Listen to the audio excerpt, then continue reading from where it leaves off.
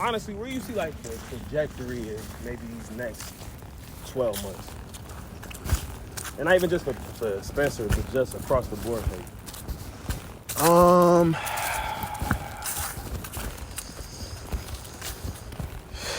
I've been doing a lot of stuff outside of Spence, but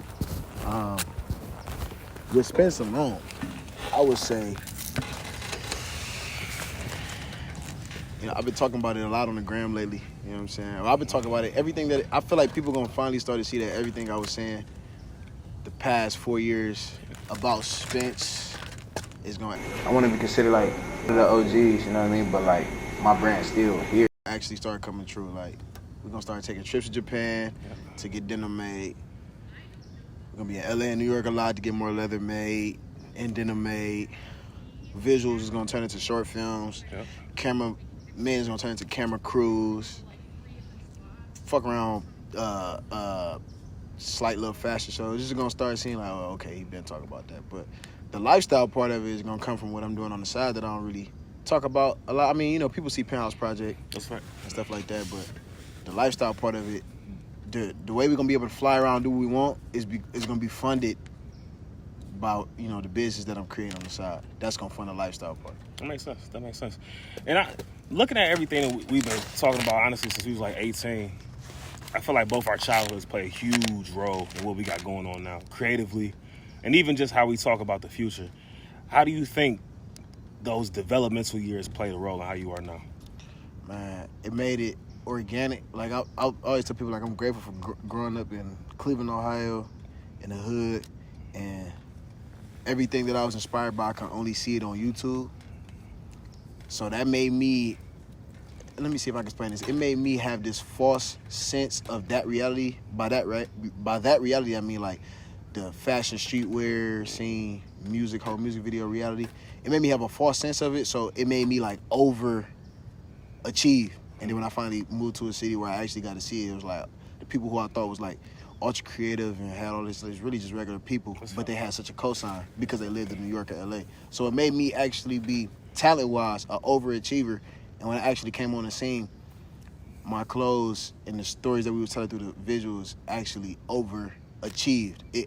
It exceeded people's expectations. That's a fact. That's a great segue into asking, how do you feel about coming from the Midwest, which has historically kind of been the underdog of America? I mean, only city from the Midwest that get love in any type of way is Chicago. Yep. Detroit, Cleveland, where we from, Cleveland, they don't get no love. So, like, I always had the chip on my shoulder, even when I was playing sports or whatever, like, in business, particularly in design. It was like, I always hated how if you're from New York or LA, one of them type of cities, or like London or something, you automatically get a stamp like, oh yeah, he probably gonna be a great designer. Personally, I'd just be like, man, these dudes is kind of mid. Like, not to kind of, because it don't got nothing to do with your surroundings. I mean, I'm sure that could play a small part, but like, it really depend on, like, I feel like design is about stories and things that you experience, and then straight up just how creative you are. Yep.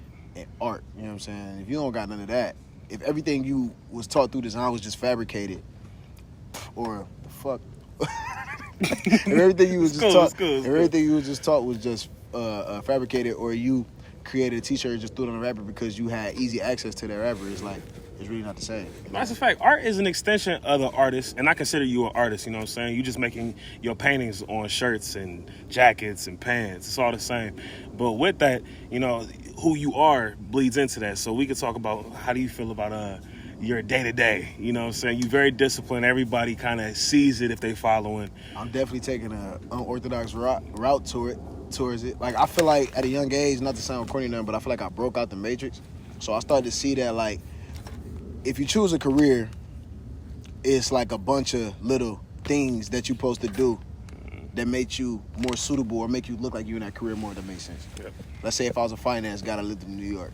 I'm not a finance guy if I don't go to strip clubs and spend money on hookers, if I don't do cocaine, if I don't, it's just like little things. So with fashion, it's like if you don't look like this, smoke cigarettes, skinny, drugged out, somewhat feminine, like nothing against that or whatever, but I'm the complete opposite. Like, in the gym a lot, go to sleep early, don't do drugs, don't drink, you know, a businessman outside of fashion, and then it's like on top of that being like ultra or toxically masculine. Whatever they It's just wanna different. personify you as. It's just different. Yeah, So yeah. like that was just me, and it don't really bleed. Like people be like, I mean, because you wouldn't really be able to tell that through my clothes because like who I am and the story I'm telling is completely different things. Like I'm a director for real, for real. When it comes to clothes, it's like the story I'm telling, although there's parallels in my life and the story I'm telling, really don't have a lot to do with me. I'm telling a story. Like, and people always think that with clothes, it gotta be something that you're going through or something. Like for me, they don't say that with movie directors. They don't. Like I could be a movie director who just got a genuine obsession with horror. Never killed nobody a day in my life. Dinosaurs. But I like making movies about, like I was the dude who created Michael Myers or Chucky. It's just entertaining. That's fine. And I found a way through the story of a dude named Spencer Hodges to make it entertaining and fashionable and fun through my interests. You see what I'm getting at?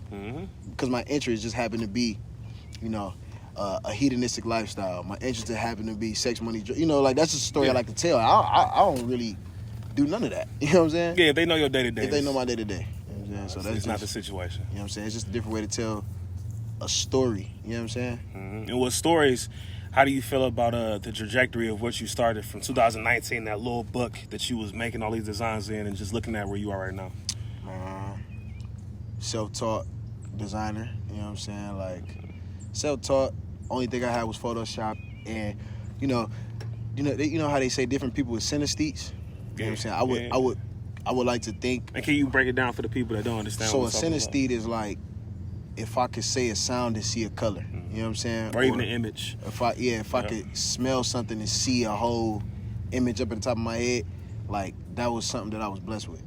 So it really didn't take much. Like I saw something so vividly in my mind, and all I had to do was get good enough at Photoshop. I was already good at drawing. I grew up an artist.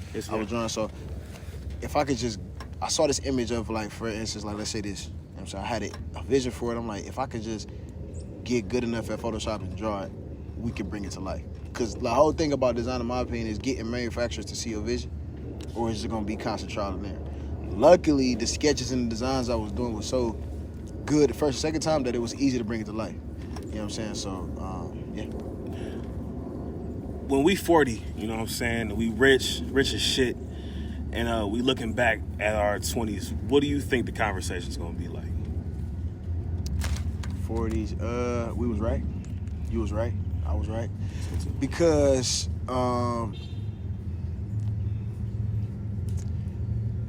we just doing it right, bro. Like we gave up everything. The partying, the kicking it, you know, the constant lie that we told, like, you just 20, man. Just, you know, have fun. Take your time, have this fun. is the time to just figure it out. Man. And it's like, bro, whoever's telling y'all that is destroying y'all up top. You know what I'm saying? Just destroying y'all. Like, people don't ever think I'm 22.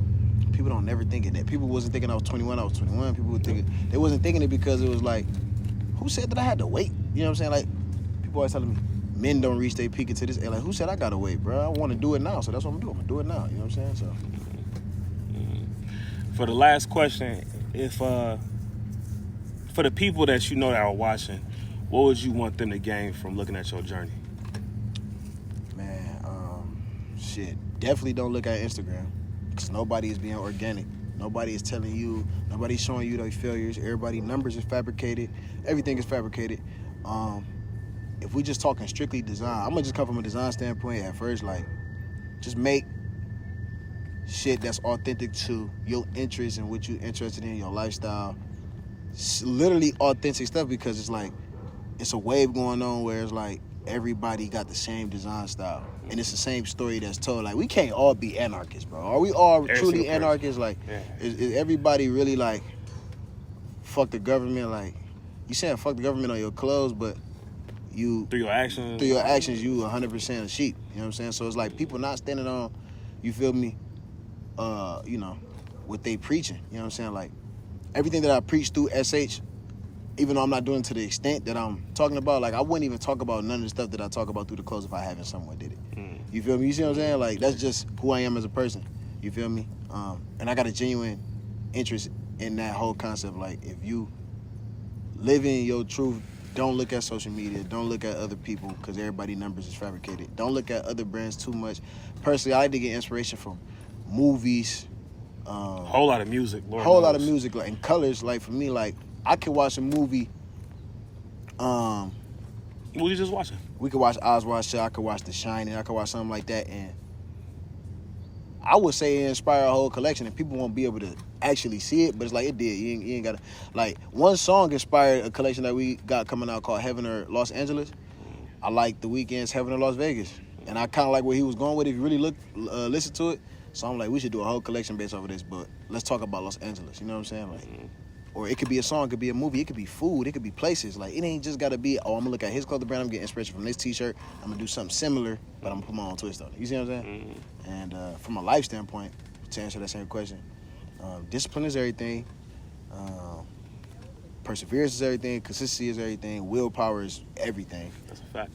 If you're not willing to get up and do whatever that is that you got burning in the back of your mind, it's never going. It's just always gonna be a dream. It's always gonna be a fallacy.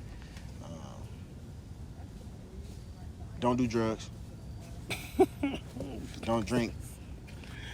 And, Interview time? interview time. A little something like that. We go around? Yeah. Yeah. Can walk through if you We want to. appreciate it. We appreciate it. Did he stop? Nah, he didn't. Did he stop the taping? No, ma'am.